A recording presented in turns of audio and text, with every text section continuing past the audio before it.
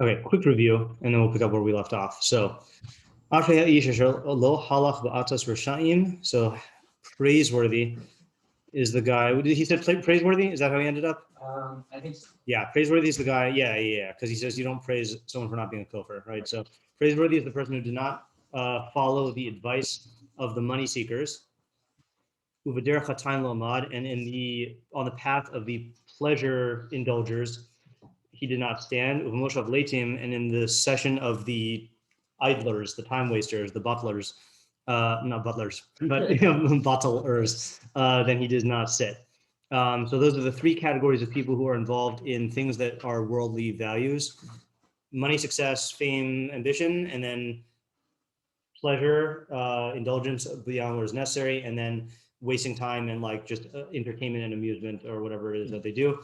And these are non-prohibited forms of involvement, because it doesn't need to praise you for not being a chote or kofar. Right.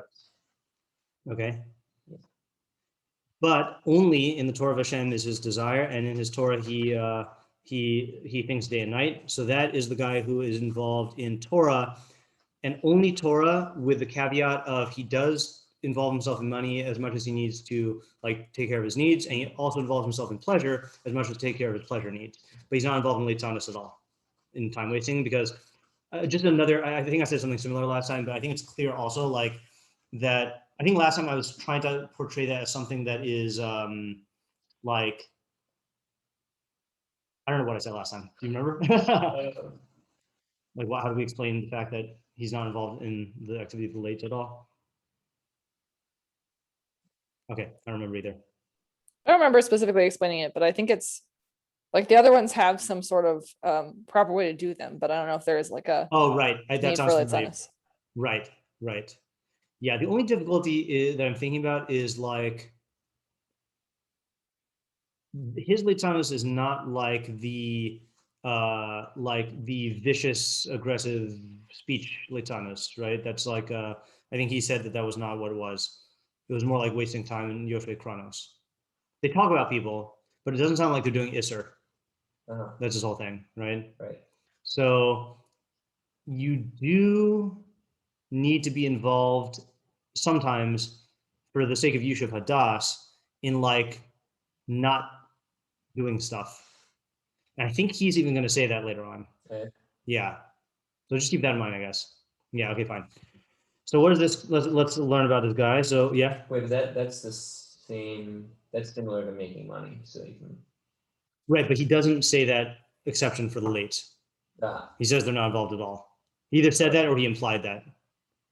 I can't remember, right? Didn't he? I thought he said something like klal or something. Yeah, this is on page Nun Gimel, left column above where the comments on public page. Is the bold. Lo yashav klal. כלומר, אין צורך לומר שלא אחז דרכיהם ושלא נמשך אחריהם, אלא לא נעשה נקטה להושיב עצמם ביניהם כלל אפילו דרך הרע. So that might be a thing. Maybe you don't sit with them, but that doesn't mean they don't engage in that activity. And that activity, I think that makes sense. Yeah. Okay, you'll see why I'm driven to say that. I was just looking at something right before. Okay, fine. So then, towards the Shem Chavto, so he does the whole drasha thing and with the weird language thing. We're not going to go into that again. I'm not going to beat that dead horse. Okay, so then he is like a tree planted on streams of water, which means that he is, where's the Meiri there? Right, so he is constantly sustained by his Torah. And Ashrei Pirio Yitain Be'ito, he gives fruit in its time, which Meiri said means that he teaches, right? Shiafia, this is we're on Nun Hey now. Shiafia Mechachmasal Lasso, Achar Shiachim he bestowed his Chachma on others after he perfected himself, which is the final stage of Chachma. And then he went through those whole 5 things, which we're not going to get into right now also. Va'alehu lo yibol, and his leaf will not, so he does not translate his leaf will not wither. He says his leaf will not rot. And the rotting comes from excessive moisture. But he said, even though he is by the water, he's getting from the water what he needs, and it's not going to rot. Okay. And then he says on Nun Vav, I think this is what we got up to. everything he does, he will succeed in, right? Oh, sorry. Let's just read at the top of that page, or at the top of the Meiri on that page, second line, V'hadimayon, the comparison.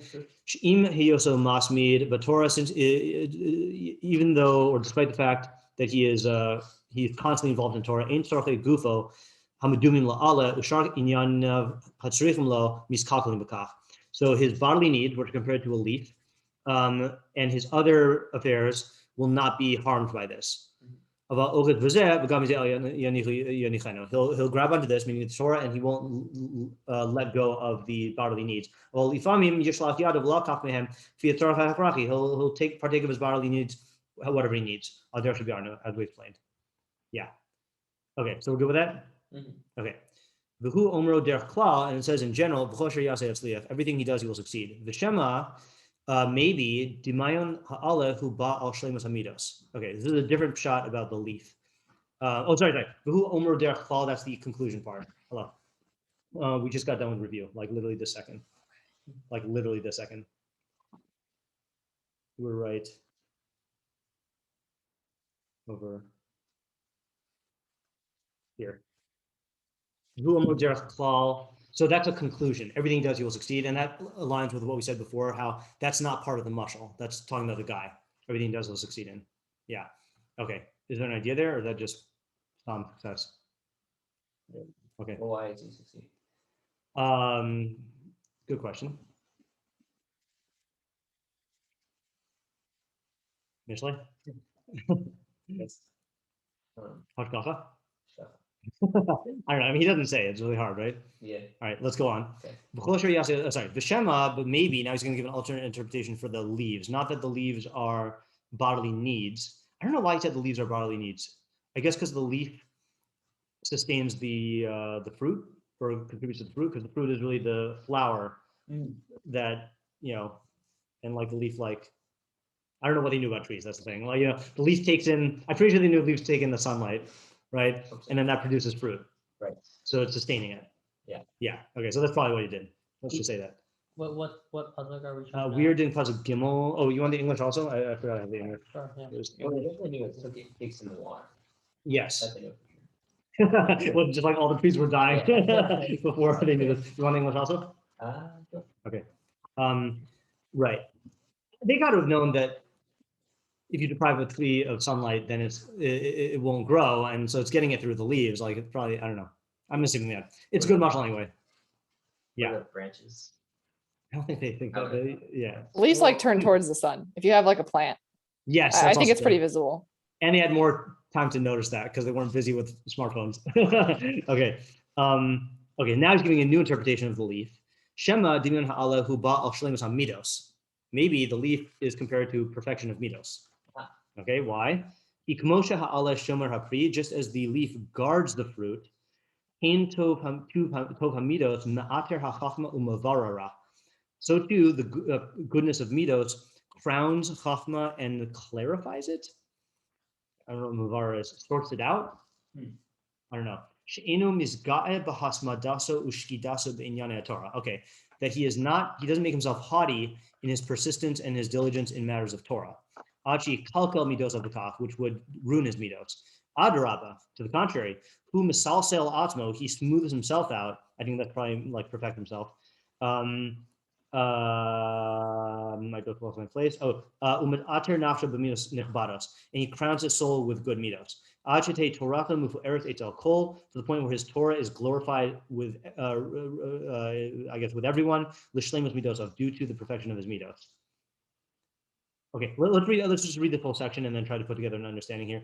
Amram zal b'Masechus Taniot, like he says in Masechus Taniot, Katuv yarok kamatar likhi uksiv tizal katalim rasi. You know where this is from? Hazinu. No, that's the beginning. That's the beginning of Hazinu. Yeah, that's why I know it. I think. My teaching will drip like rain, and my statement will come down like dew.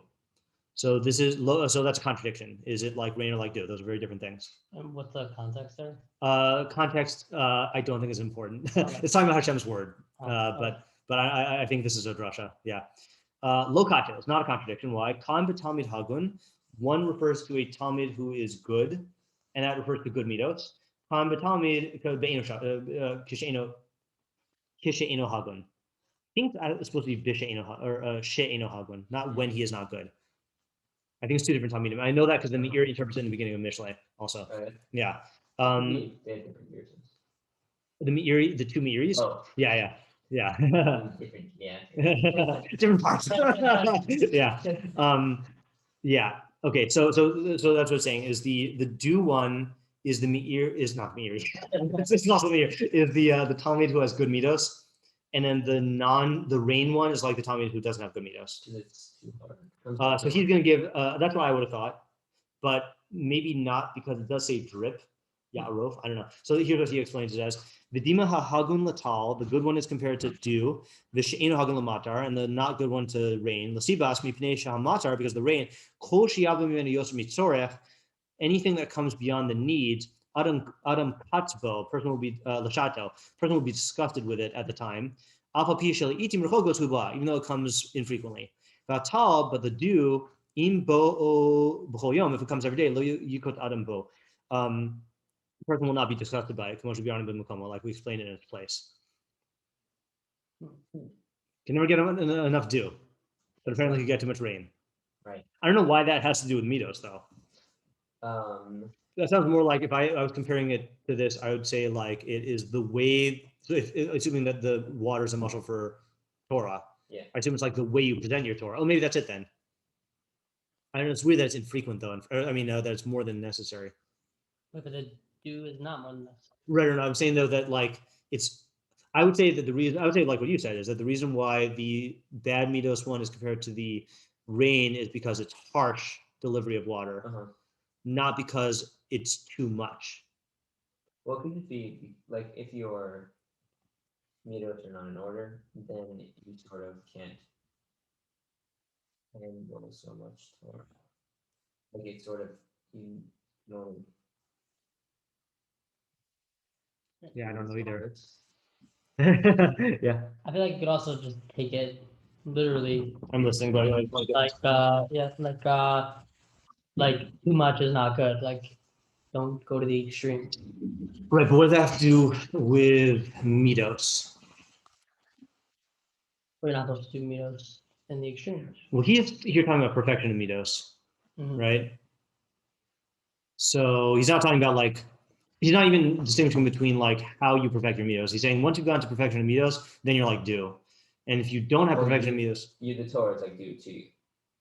Oh, so maybe I'm being influenced by this other Meiri. Let me read the other Meiri just so I could get it either out of get it out of my head onto the world and the mindset what is that? No, that's affecting the world based on what I feel. Okay, I think this is a Meiri on 1-2 in Mishlei. So let's see if it's the same. I also don't know which one he wrote first, Tehilim or. Here we go. Okay. I'm representing as a Rava Rami. So Rava brought a contradiction. Ksiv Yarav Kamatar Likhi. It's written, let my teaching drip like rain. Let my statements flow like dew. Kan b'talmid hagun, kan b'talmid she'eno hagun. Here with a Talmud who is has good midos. Here with a Talmud with not good midos. See again, this is from my photographic memory period. That's why I remember that there was no kaf. Well, Yeah.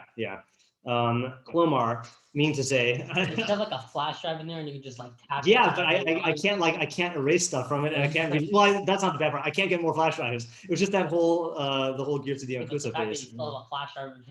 I don't know. Yeah. All the first Urbanianas, like I remember like very well because it was the first thing I learned. Yeah.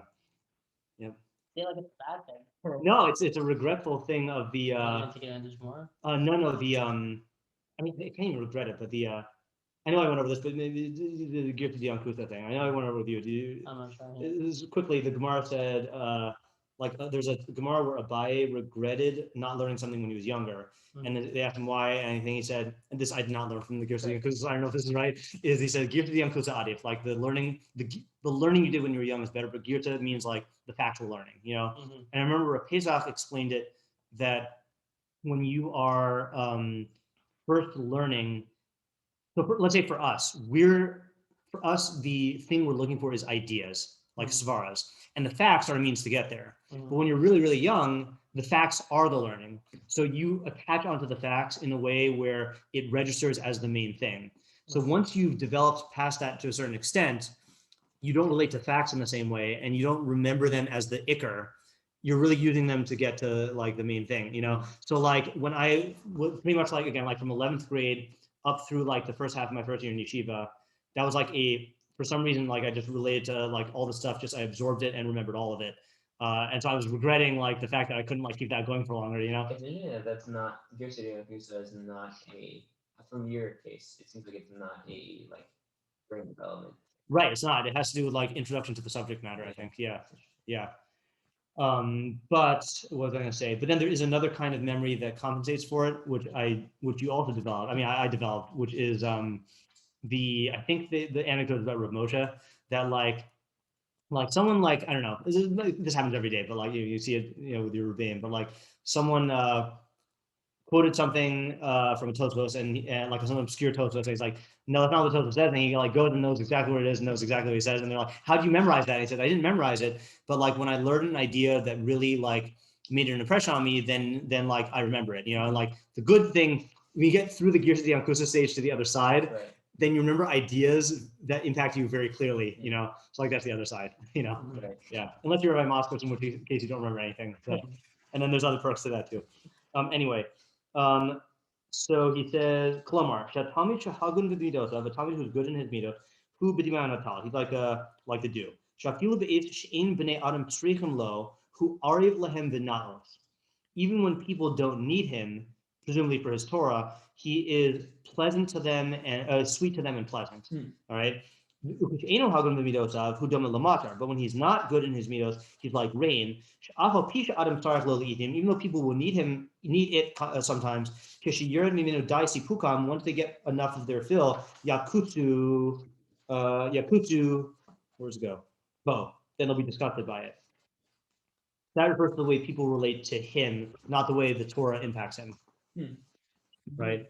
So is that I'm assuming that the Meiris are the same. It's possible that they're different, but I think it does fit into the words here, right? He talked about people making Torah look good for everybody, or in the eyes of everybody. It sounds like and he talked about it as a crown. It sounds like it's how people will perceive you, All right, let's see if he says anything else that's helpful, and I'll have to go back and figure it out.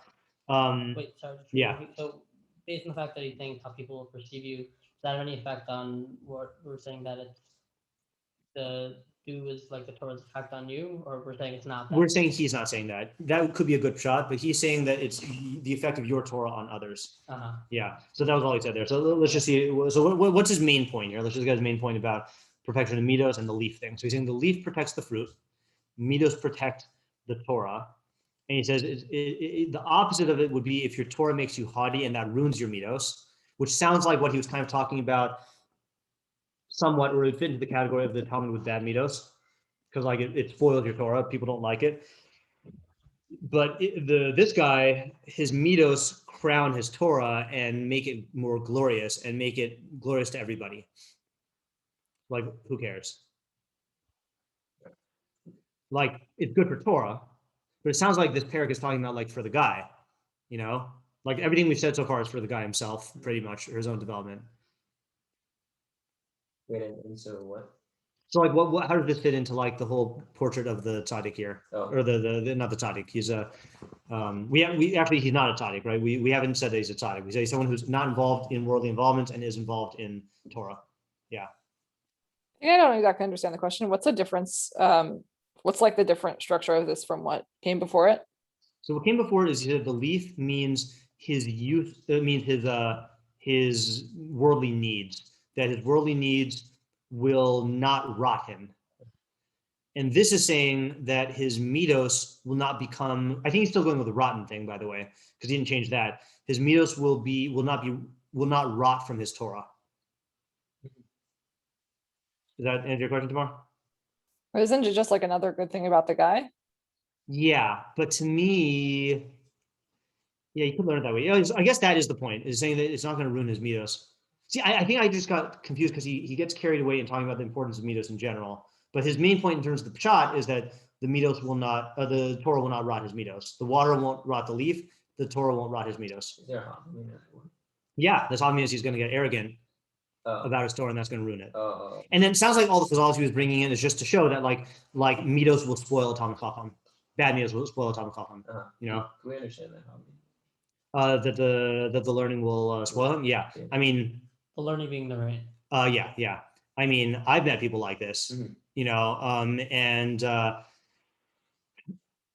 certainly, like, you know, it's bad on multiple levels. I mean, one is that like you are like Chazal say, like if you've learned a lot of Torah, don't take credit for yourself because this is what you were created for, you know. And like the analogy I always think of is like, you know, if you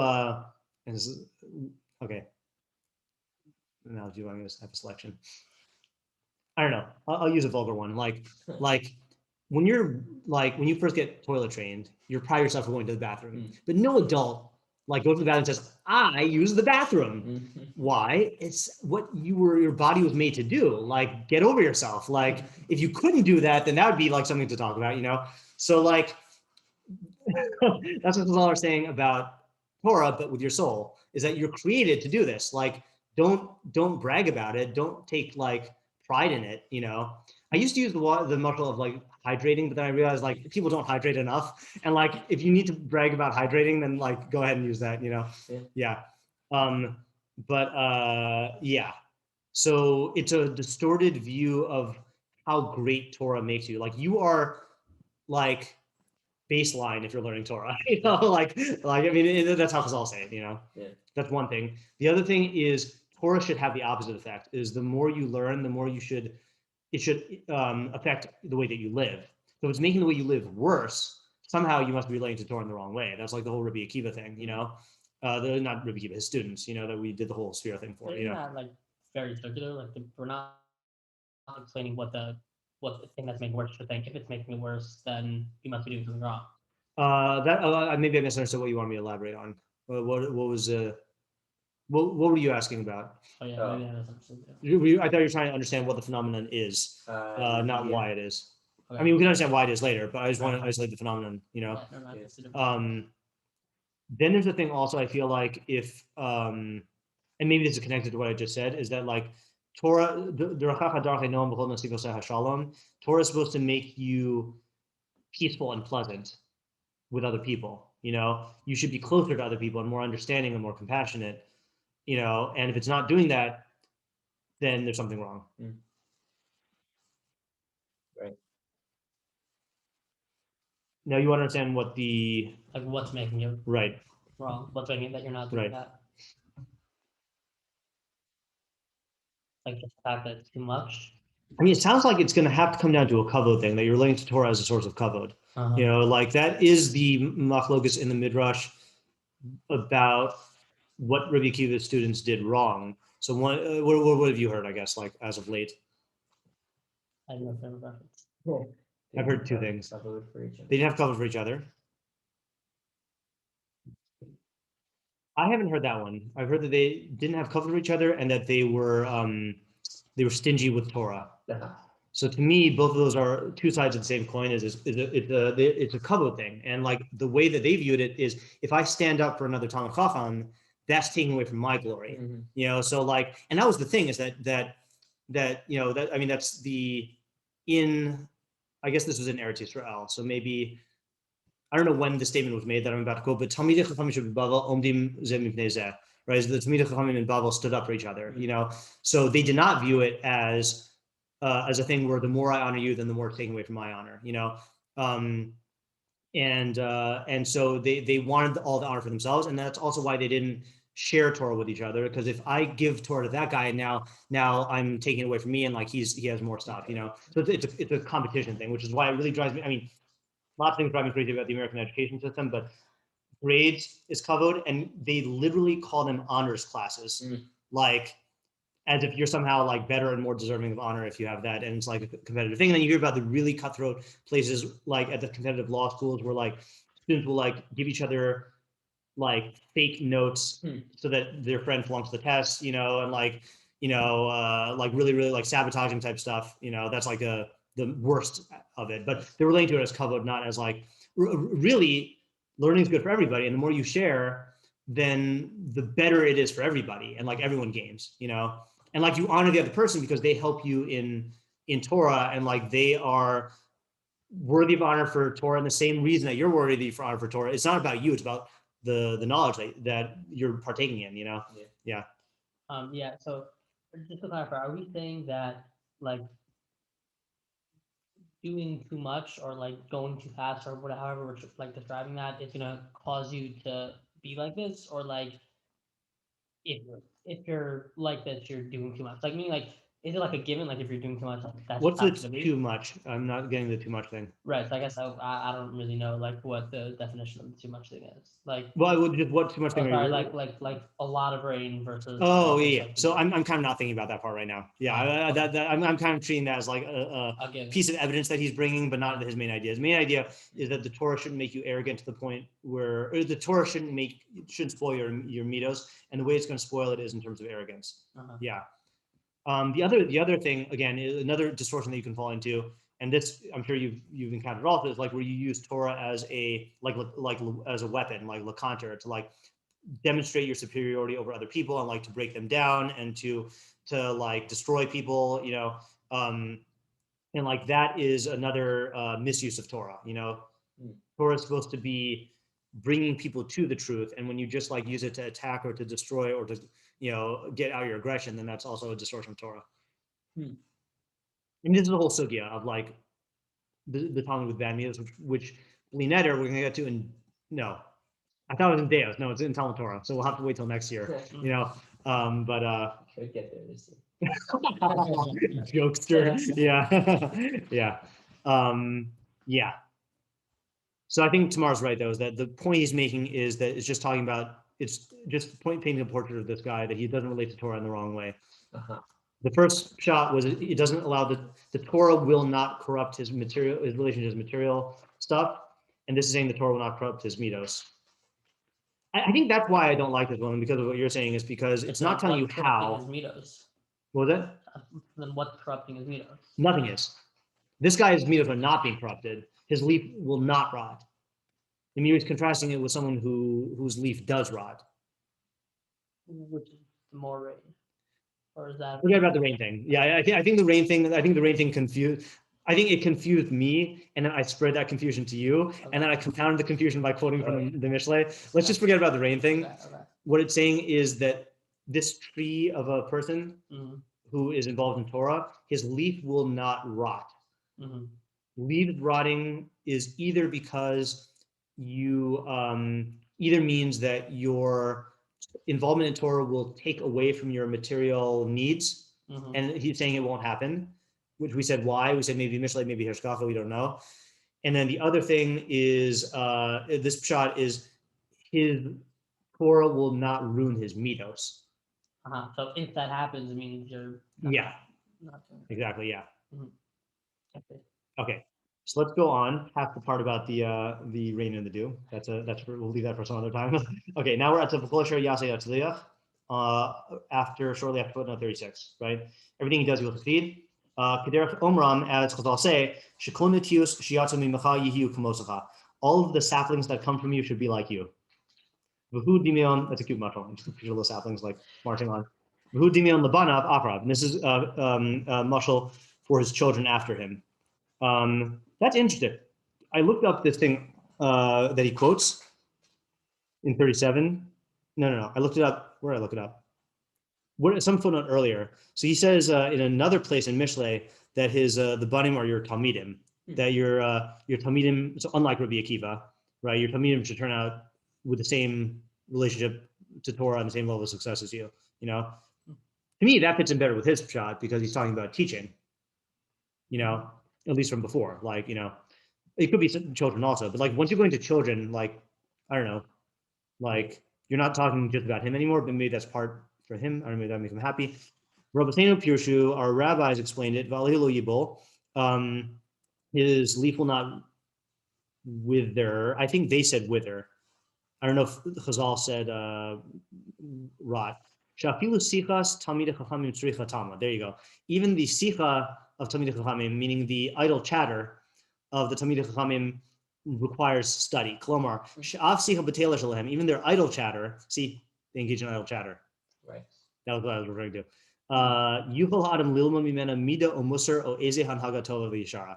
You can learn from it some mida or some musar or some proper behavior and upright behavior. This reminds me of the Rub Speaks book. Yes, exactly. That was his idle chatter. Yeah.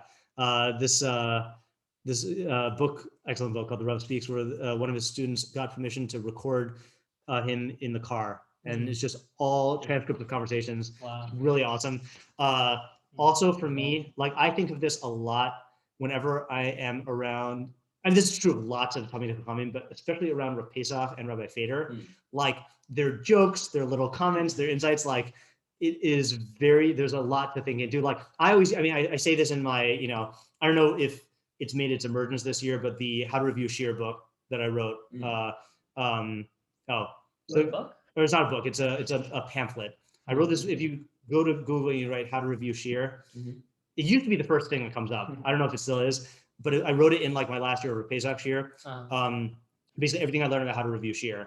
And one of the things I said is like when Pesach like jokes or like makes fun of a svara, don't just brush it off, because every time I've like looked into that, there's chachma there, about like, methodology, there's something there, So yeah, I've experienced this chazal by being around here a lot.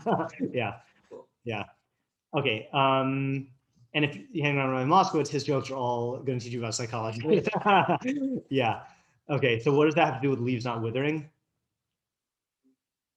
I guess the leaf is the non-edible part, right?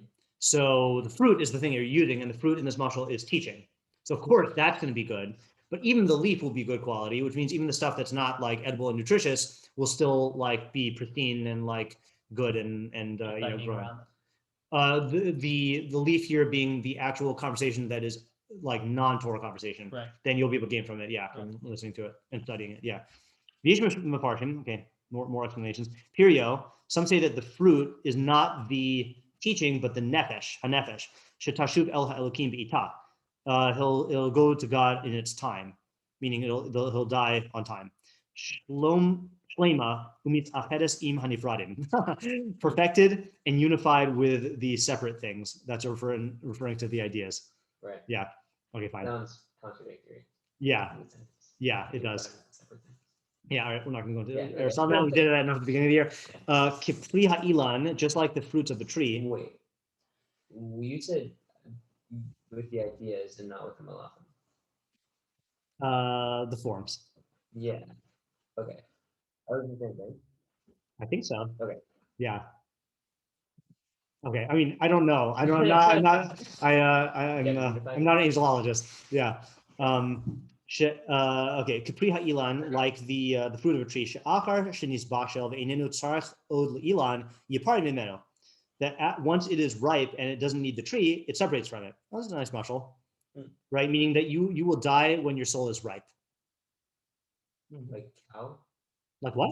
Form cow? Oh, okay. I thought you were misreading Kipri as like Kipare. Yeah. Okay, yeah. No. Yeah. No, I think it means it's talking about like a life where you've lived it, I mean, back to the different. Oh. I don't want to talk about the Nifradim. Okay. Yeah.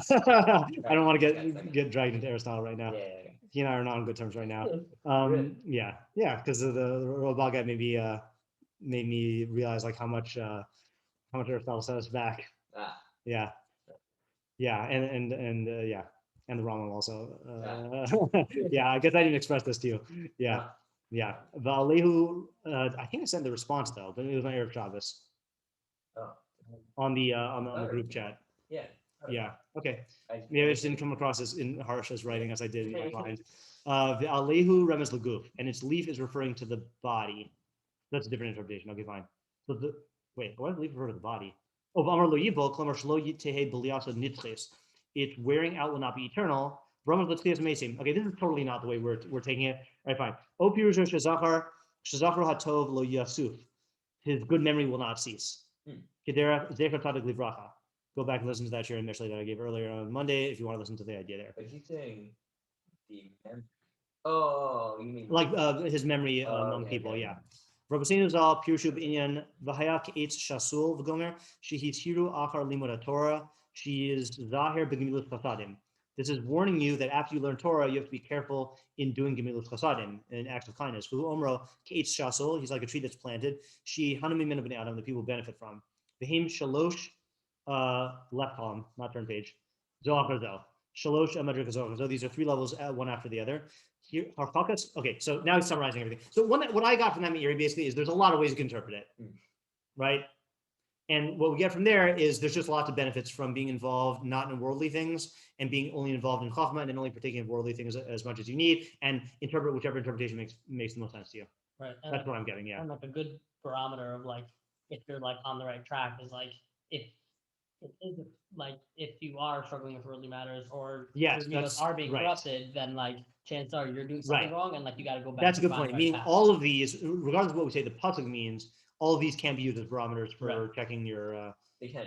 They can be, yeah. Yeah. So what are the barometers? Let's see if like Doesn't matter. Yeah, What are they? Torah is is corrupting Torah? the values. Yeah, Yeah. is Torah and is Torah corrupting your monetary like physical stuff? Right. right. And Then chances are you're doing something wrong because if you were doing it Yeah. right, then right, it wouldn't are your children turning out bad? Right. They're not like you, you know. Students turning out bad. Are you dying early? Yeah. I just had an image of like pouring like green paint onto Jay early. Like dying early. Oh, that's funny. I've had a pun in my mind all day of like, what do you call it when you do an IF session right after plug on Friday? Early Shabbos. Yeah. Okay. Anyway, people who listen to this will wonder years in the future. Like, yeah. See, this is why it has to be towards well path. Yeah. Okay. So now he summarizes. These are three levels, one after the other. Harchakas Chevras Hanavalim, separating yourself from the villainous scoundrels. Okay, those are the three guys. V'limud Torah, learning Torah. Ugemilas Chasadim. He just threw in that Ugemilas Chasadim at the end as if it's like as important as everything else he was saying. How did he get that? He's getting that from Chazal. And what does that have to do with anything? Maybe he's not summarizing his own peers. Maybe he's just summarizing Chazal. Let's go on. And they exaggerated in this to the point where they said, so anyone who's involved in Torah alone without doing acts of kindness is comparable to someone who has no God. That says in Divrei Yamim, there were many days for Israel where they had no true God and no Torah. I mean, it sounds like he's quoting the Chachamim. Yeah, all the way but through. I would like explanation. Right. Yeah, but yeah. All right, I think we have enough of a good shot to go on though. So I don't want to get bogged down in the Chazals. Like we were saying before, kind of when we first set out to do this, that when he quotes a bunch of Chazals, his intent is not that you go look it up inside and spend a whole shiur on it.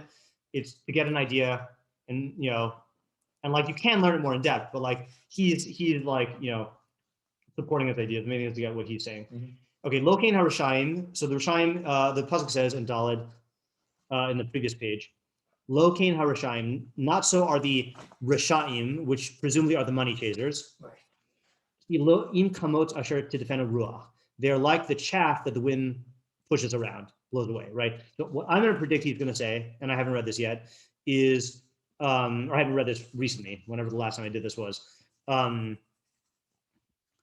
if you're chasing money, you're just going to be subject to all of the, I was going to say market forces, but that's the wrong thing. You're going to be subject to all of the the psychological things like, I'm not making enough, or I have to make more, or I have to beat this guy out, or I have to I'm worried about losing it, or I have to, make sure this deal goes through. It's just, you're just pushed here and there from all that stuff, as opposed to when you focus on Torah as your ikar, and money is just a practical means of being involved in Torah. So then as long as you're taking care of your practical needs, that's all that matters. So it's not like you're free from worry, Right. but you're not at the whims of unchecked impulses for seeking Right. money and Right. unlimited And also fancies. things that are out of your control. Right. And you're just constantly reacting. Right. And that's all you're doing. Yeah. You're just reacting. Yeah, and the chaff is reactive. Yeah.